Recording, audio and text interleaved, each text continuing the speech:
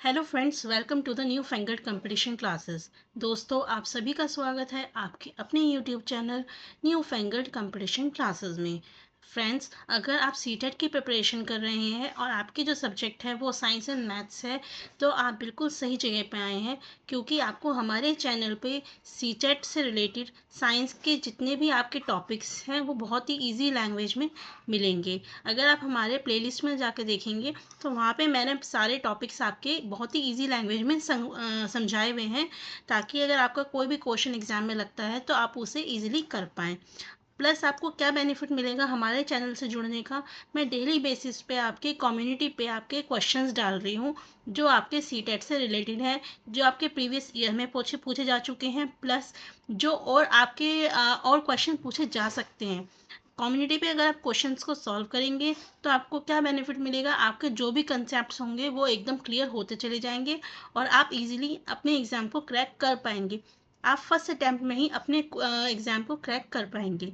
आइए चलिए स्टार्ट करते हैं। आज हम एक बहुत ही इंपॉर्टेंट चैप्टर कवर करने वाले हैं जो कि है फोर्स एंड प्रेशर।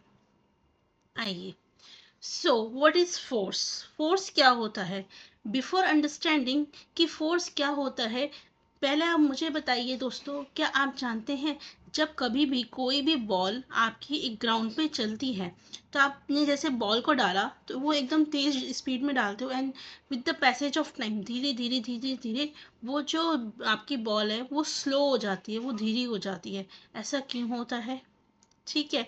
या फिर जब आप किसी फुटबॉल के ऊपर किक करते हो तो उसकी जो स्पीड है वो बढ़ क्यों जाती है, या फिर उसका जो डायरेक्शन है वो क्यों चेंज हो जाता है। ठीक है। या मैं अगर ये कहूँ कि अगर गोलकीपर को बॉल रोकनी हो तो वो किस तरीके से बॉल को रोकता है। ठीक है। या फील्डर जो है वो जब बैटमैन हिट करता है किसी भी बॉल को, तो वो जो फील्डर है वो किस तरीके से उस बॉल को रोकता है। यहाँ पे इन सभी सिचुएशंस को अगर आप ध्यान से ऑब्जर्व करोगे तो यहाँ पे एक चीज काम कर रही है, वो है फोर्स। क्या काम कर रही है? फोर्स। तो बेसिकली फोर्स क्या होता है दोस्तों?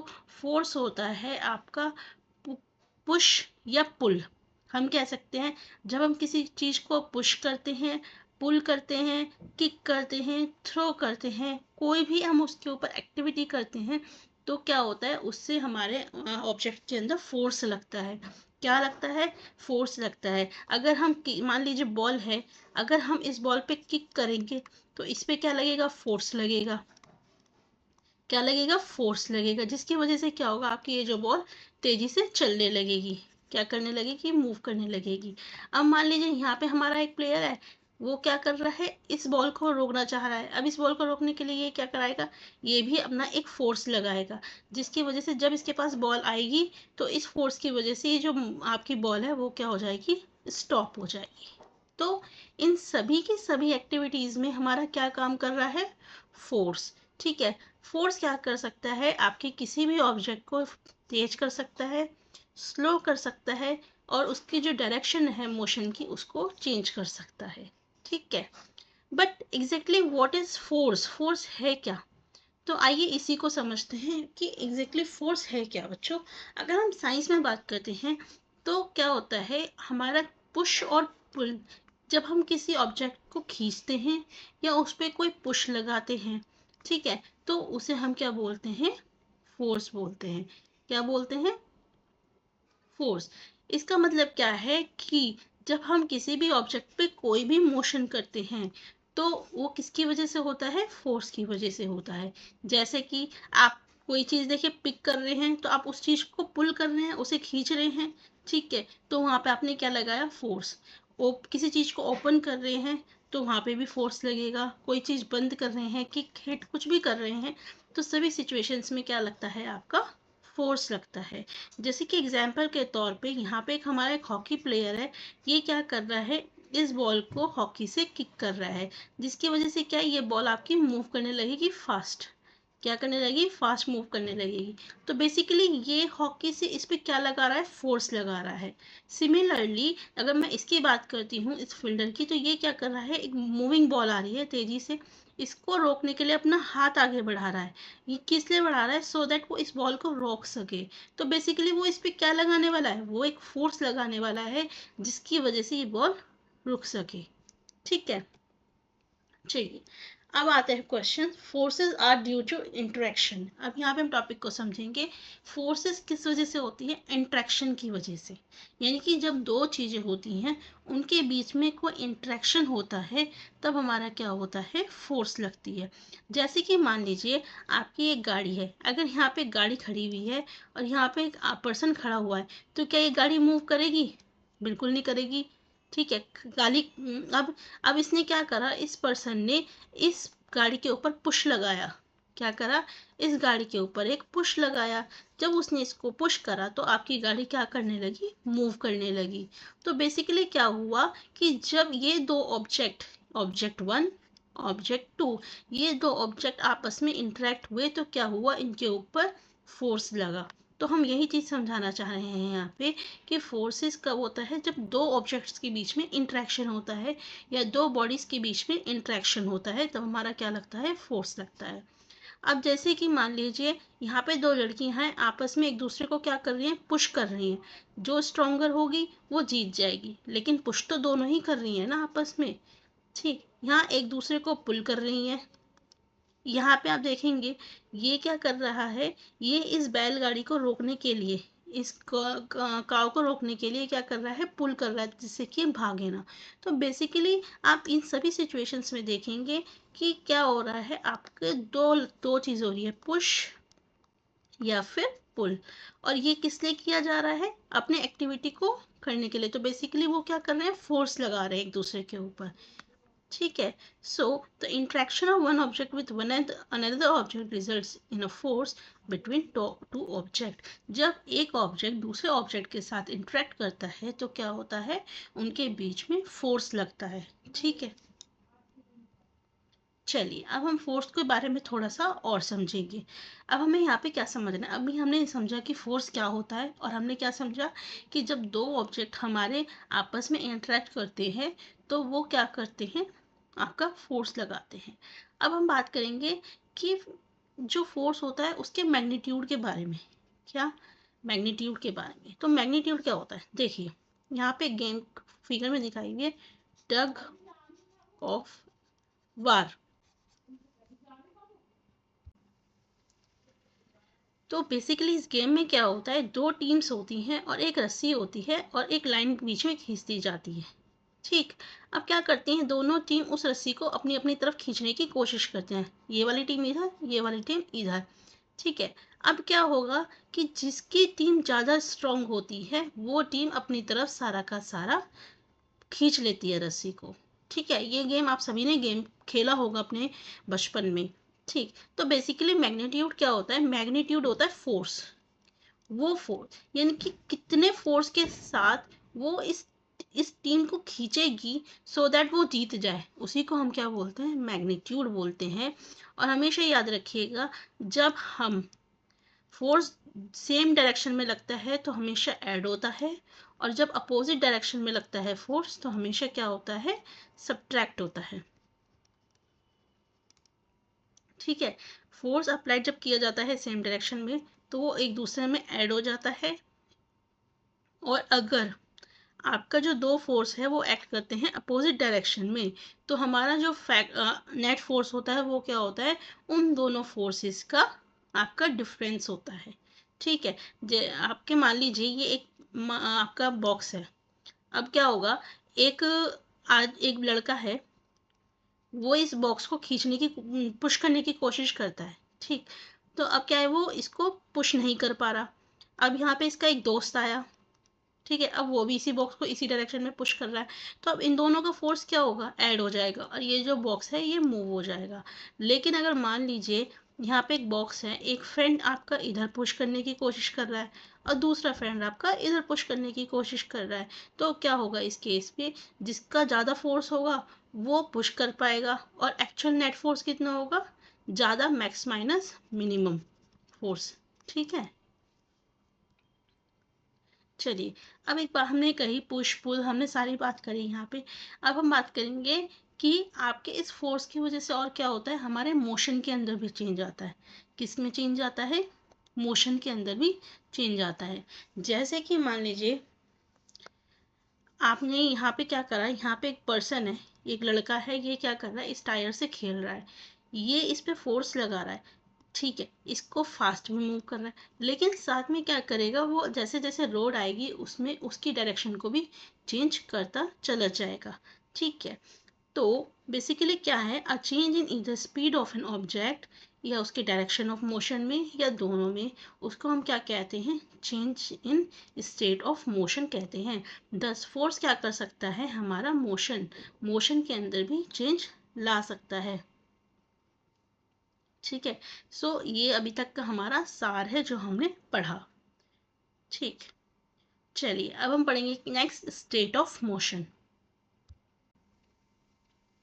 देखिए, स्टेट ऑफ मोशन को हम कैसे डिस्क्राइब करते हैं बच्चों, state of motion of an object is described bye its speed and direction of motion. हम स्टेट ऑफ मोशन को कैसे डिस्क्राइब करते हैं, उसकी स्पीड से और डायरेक्शन ऑफ मोशन से। ठीक है, the state of rest is considered to be the state of zero speed. अगर हमारी कोई बॉडी रेस्ट में है, ठीक है, तो इसका मतलब क्या है, यहाँ पे स्पीड क्या हो जाएगी, is equal to zero, zero speed हो जाएगी, बट मोशन में वो फिर भी है। राइट, अगर हमारे कोई ऑब्जेक्ट रेस्ट में है तो इसका मतलब ये नहीं है कि वो आपके मोशन में नहीं है, वो ज़ीरो मोशन में है। ठीक है, मोशन आपके दोनों स्टेट में है, अगर वो मूव कर रहा है तब भी, अगर वो मूव नहीं कर रहा तब भी। बस फ़र्क इतना है कि जब मूव कर रहा है तो उसकी कुछ इनिशियल स्पीड होगी, और अगर वो मूव नहीं कर रहा तो उसकी जो इनिशियल स्पीड होगी वो क्या हो जाएगी, ज़ीरो हो जाएगी। ठीक है, कभी कभी क्या होता है दोस्तों आपका, कि अगर हम फोर्स लगा भी रहे हैं तो उसकी तब भी क्या होता है, स्टेट ऑफ मोशन में चेंज नहीं आता।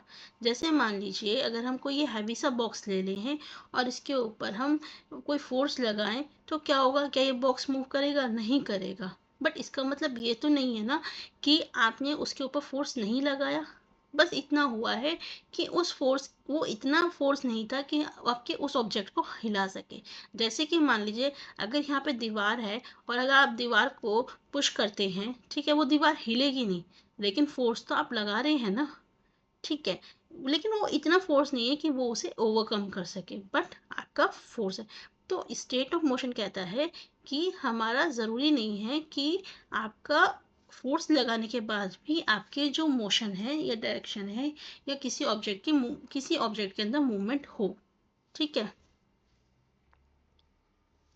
नेक्स्ट क्या होता है, फोर्स की वजह से और क्या होता है, हमारे कोई भी जो ऑब्जेक्ट होता है उसकी शेप में चेंज आ जाता है। जैसे कि मान लीजिए आप आटा गूंथती हैं लेडीज, ठीक है, इससे क्या होता है, जब आटा गूंथती हैं तो आप जैसे मर्जी उसको शेप दे सकते हैं। या जब हम साइकिल की सीट पे बैठते हैं तो उस पर फोर्स लगता है, उससे भी आपका चेंज आता है।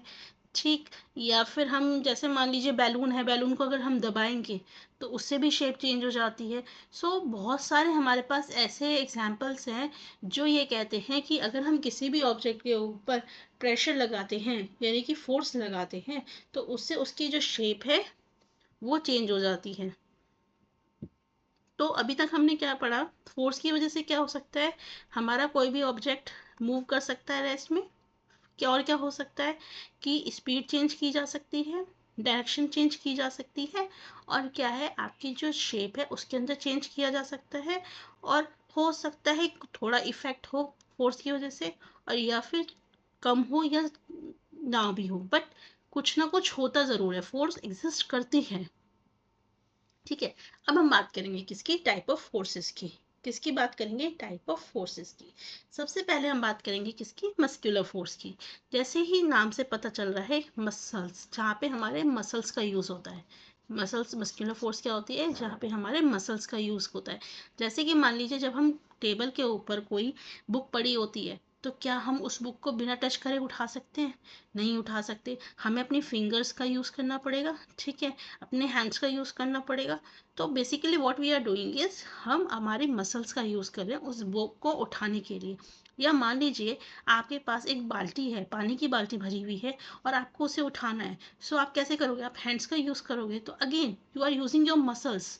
आप क्या कर रहे हो? अपने हैंड के और जो आपके शोल्डर्स के या हैंड आपकी फिंगर्स के जो मसल्स हैं आप उनको यूज़ कर रहे हो। उनसे क्या कर रहे हो? अपने ऑब्जेक्ट के ऊपर एक फोर्स अप्लाई कर रहे हो सो दैट आप क्या कर सको? उस ऑब्जेक्ट को उठा सको। सो बेसिकली वो फोर्स जिसके अंदर हम अपने मसल्स का यूज़ करते हैं उसे हम क्या बोलते हैं? Muscular force. उसे हम क्या बोलते हैं? Muscular force. एक बार डेफिनेशन पढ़ लेते हैं। This force is caused by action of muscles in our body. The force resulting due to action of muscles is known as muscular force. इसमें हमारी सारी क्या आती हैं? जितनी भी हमारी फिजिकल एक्टिविटीज आती हैं वो सभी आपके मस्कुलर फोर्स की वजह से ही होती हैं। एनिमल्स जैसे कि बुलक, हॉर्स, डंकी, कैमल, ये सभी क्या करते हैं अपने टास्क को परफॉर्म करने के लिए? मस्कुलर फोर्स का यूज़ करते हैं। अब क्योंकि आप एक बात बताइए, जब तक आप उस बाल्टी को छुएंगे नहीं, कांटेक्ट में नहीं आएंगे, तो क्या वो फोर्स आप लगा पाएंगे? बिना उसे कांटेक्ट में आए नहीं, आपको उसके कांटेक्ट में आना पड़ेगा। सिंस क्योंकि ये जो फोर्स है उसको कांटेक्ट में आने की वजह से हो रहा है, तो इसको हम और क्या बोलते हैं? कांटेक्ट फोर्स बोलते हैं। क्या बोलते हैं? कांटेक्ट फोर्स, या फिर ये कांटेक्ट फोर्स का पार्ट है, ये कह सकते हैं। मस्कुलर फोर्स क्या है? हमारे कांटेक्ट फोर्स का पार्ट है।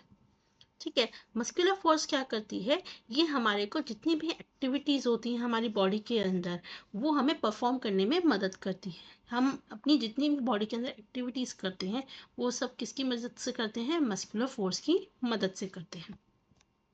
चलिए नेक्स्ट हम बात करेंगे फ्रिक्शन। ठीक है, जैसे कि फ्रिक्शन हम इसके ऊपर एक पूरा चैप्टर भी पढ़ेंगे आगे जाके। अभी मैं आपको थोड़ा सा शॉर्ट में समझा देती हूँ कि फ्रिक्शन क्या होता है। दोस्तों, फ्रिक्शन भी हमारे क्या होता है? कांटेक्ट फोर्स का ही पार्ट है। क्यों पार्ट है? क्योंकि क्या होता है, देखिए फ्रिक्शन क्या होता है। जब हम कि जमीन पे चलते हैं, ठीक, तो हम गिरते नहीं हैं। क्यों नहीं गिरते? क्योंकि हमारी बॉडी और जो ज़मीन है उनके उसके बीच में क्या लगा होता है? फ्रिक्शन लगा हुआ होता है। ठीक। फ्रिक्शन क्या करता है? बेसिकली आपका जो कोई भी ऑब्जेक्ट है या कोई भी बॉडी है उसको या तो स्लो करता है, या तो उसकी स्पीड को स्लो कर देता है, या फिर उसे क्या करता है? रोकता है। बेसिकली उसके मूवमेंट को रोकता है। अगर बच्चों फ्रिक्शन नहीं होगा तो आप सोचो कोई ऑब्जेक्ट क्या रुक पाएगा? आप आज आपने बॉल लगाई, आपने बॉल को मूव करा, बॉल को थ्रो करा, आपने एक ज़मीन के ऊपर बॉल फेंक दी, ऐसा क्या है वो थोड़ी देर में जाके रुक गई बॉल? भाई कोई तो चीज़ होगी, कोई फोर्स तो होगा ना जो वो थोड़ी देर में जाके रुक गई। वो इसलिए हुआ दोस्तों क्योंकि उसके ऊपर एक फ्रिक्शन अप्लाई हुआ नीचे ज़मीन की द्वारा। अगर वो ज़मीन फ्रिक्शन अप्लाई नहीं करती तो क्या होता? वो बॉल चलती ही जाती और वो उसे कोई रोक नहीं पाता। तो बेसिकली फ्रिक्शन क्या करती है कि फ्रिक्शन आपकी जो बॉडी होती है उसे स्लो डाउन करता है। क्या करता है? स्लो डाउन करती है और उसे फिर रेस्ट में ला देती है, उसे स्टॉप करती है। अभी आपने कभी देखा होगा आपकी जो मशीन्स होती हैं, मशीन्स के अंदर बेसिकली क्या होता है? एक टाइम के बाद वो कहते हैं ना कि ये घिस गई मशीन। ठीक। वो घिसने का जो प्रक्रिया है वो किसकी वजह से है? फ्रिक्शन की वजह से। आपके जो जूते के सोल्स होते हैं वो घिस जाते हैं। ठीक। वो किस वजह से होते हैं? फ्रिक्शन की वजह से। तो जो फोर्स किसके लिए रिस्पॉन्सिबल हो? Changing the state of motion of object, यानी कि किसी भी ऑब्जेक्ट के मोशन को चेंज करने के लिए रिस्पॉन्सिबल हो, उसको हम क्या कहते हैं? Force of friction. It is the force of friction between the surface of the ball and the ground that brings the moving ball rest. जैसे कि मैंने भी समझाया आपको। ठीक है। Water and boat brings to stop once you stop rowing. ठीक है। अगर आप बोट चला रहे हैं और आप उसमें अगर रो करना बंद कर दें तो क्या होगा? एक टाइम के बाद वो रुक जाएगी। क्यों? क्योंकि उन दोनों के बीच में भी क्या वर्क करेगा? फ्रिक्शन। ठीक है। एक चीज़ हमेशा याद रखिएगा, फ्रिक्शन हमेशा अपोजिट डायरेक्शन में लगता है। अपोजिट डायरेक्शन में लगता है। इसका क्या मतलब है? अगर बॉडी आपकी इसमें बॉल मूव कर रही है इस डायरेक्शन में, तो जो फ्रिक्शन लगेगा वो हमेशा इस डायरेक्शन में लगेगा, तभी तो ये इसे स्टॉप करेगा। करेक्ट। एंड क्योंकि इसमें दो ऑब्जेक्ट हमारे कांटेक्ट में रहते हैं इसलिए हम इसको कांटेक्ट फोर्सेस भी कहते हैं। चलिए अब हम बात करेंगे किसकी, नॉन कॉन्टैक्ट फोर्सेस की। तो दोस्तों हमारे 3 तरह के फोर्स होते हैं non contact force, magnetic force, electrostatic force and gravitational force. ठीक है, इनके बारे में आपने थोड़ा थोड़ा ज़रूर पढ़ रखा होगा। ठीक है, मैग्नेटिक फोर्स। दोस्तों मैग्नेटिक फोर्स क्या होता है, मैग्नेटिक फोर्स वो होता है जो फोर्स हमारा किसकी वजह से लगे, मैग्नेट्स की वजह से लगे। किसकी वजह से लगे, मैग्नेट की वजह से। जैसे कि अगर आप मान लीजिए यहाँ पे कुछ आयरन नेल्स बिखेर दीजिए, ठीक है, अब आपने आयरन नेल बिखेर दिया और यहाँ पे आप कोई मैग्नेट लेके आइए, ठीक है, तो ये क्या करेगी, ये मैग्नेट इन आयरन फीलिंग्स को उठा लेगी। किस वजह से उठा लेगी, क्योंकि इन दोनों के बीच में क्या लगेगा, आपका मैग्नेटिक फोर्स लगेगा। क्या लगेगा, मैग्नेटिक फोर्स लगेगा। ठीक है, याद रखिएगा मैग्नेटिक फोर्स, जब हम मैग्नेट की बात कर, जब हम मैग्नेट के द्वारा लगाते हैं किसी फोर्स को तो उसे मैग्नेटिक फोर्स कहते हैं। इसके 2 पोल्स होते हैं, ठीक है, like poles and unlike poles, या फिर हम क्या कह सकते हैं, north pole and south pole. ठीक, मान लीजिए ये आपका एक बार मैग्नेट है, इसका ये नॉर्थ पोल होगा, ये साउथ पोल होगा। ये एक और बार मैग्नेट ले लिया, इसका ये नॉर्थ पोल होगा, ये साउथ पोल होगा। तो ये याद रखिएगा, जब अगर मैं साउथ पोल को नॉर्थ पोल के पास लेके आऊंगी तो क्या होगा, इनके बीच में अट्रैक्शन होता है, यानी कि ये एक दूसरे को अपने पास खींचेंगी। और अगर मैं कुछ इस तरीके से रख दूँ, नॉर्थ पोल साउथ पोल, और अब की बार मैं साउथ पोल और नॉर्थ पोल ऐसे कर दूँ, साउथ पोल यहाँ आ गया, नॉर्थ पोल, तो इनके बीच में क्या होगा, रिपल्जन। क्या होगा, रिपल्जन, यानी कि ये एक दूसरे से भागेंगी। अब क्योंकि देखिए, अब इसको आयरन फीलिंग को इससे टच करने की जरूरत तो नहीं पड़ी, ये ऊपर से क्या करेगा, इसे अट्रैक्ट कर लेगा। इसलिए हम इसको क्या बोलते हैं, नॉन कॉन्टैक्ट फोर्स। क्या बोलते हैं, नॉन कॉन्टैक्ट फोर्स। यानी कि नॉन कॉन्टैक्ट फोर्स कौन से फोर्स होते हैं दोस्तों, जो फोर्स जिसमें हमें कॉन्टैक्ट करने की जरूरत नहीं होती, एक दूसरे को टच करने की जरूरत नहीं होती, उनको हम बोलते हैं नॉन कॉन्टैक्ट फोर्स। अब वो फोर्स जो मैग्नेट की वजह से होता है, मैग्नेटिक की प्रॉपर्टी की वजह से होता है, उसको हम क्या बोलते हैं, आपका मैग्नेटिक फोर्स। ठीक है, आपने देखा होगा या फिर सुना होगा, जैसे बड़े बड़े कूड़े घर होता है, ठीक है, जहाँ पे बहुत सारा कूड़ा इकट्ठा किया जाता है, तो वहाँ पे क्या किया जाता है कि वहाँ पे एक बड़ी सी मैग्नेट ली जाती है, और उस मैग्नेट से जितने भी आपके आयरन के रिलेटेड जितना भी उस कूड़े में आइटम होता है वो उससे खींच लिया जाता है। ठीक, और मैग्नेटिक फोर्स और भी कई जगह पे हमारा यूज होता है। नेक्स्ट हम बात करेंगे किसकी, इलेक्ट्रोस्टैटिक फोर्स की। ठीक, सो इलेक्ट्रोस्टैटिक फोर्स क्या होता है, ठीक है, इसको देखिए, एक होता है हमारा इलेक्ट्रोस्टैटिक फोर्स, ठीक है, ये इसका मतलब क्या है, ये वो फोर्स है जो आपका टेम्परेरी फोर्स है, बेसिकली हम कह सकते हैं टेम्परेरीली इसके अंदर क्या आ गई, आपकी इलेक्ट्रिसिटी आ गई। क्या आ गई, इलेक्ट्रिसिटी, यानी कि उनके अंदर करंट आ गया, टेम्परेरी इसके अंदर करंट आ गया। ठीक, यानी कि बॉडी चार्ज हो गई। ठीक है, अब इसमें देखते हैं हमने क्या करा, इसके अंदर एक प्लास्टिक का स्ट्रॉ लिया, ये वाला, एंड एक और लिया, हमने दो आपके स्ट्रॉ लिए। ठीक है, आपने एक प्लास्टिक का स्ट्रॉ लिया, इसको आपने 2 इक्वल पीसेस में काट लिया, एक को आपने क्या करा, टेबल की ऐसे लटका दिया, और दूसरे को थ्रेड से, मतलब आपने थ्रेड से लटका दिया और एक अपने हैंड में फोल्ड कर लिया। ठीक है, अब आप क्या करेंगे, आप इनके जो फ्री एंड्स हैं, ठीक, इनको क्या करेंगे, इसको आप अब आप क्या करेंगे कि आपका जो स्ट्रॉ हैंड में है उसको आप क्या करोगे, आप एक पेपर से लेके उसको रब करोगे।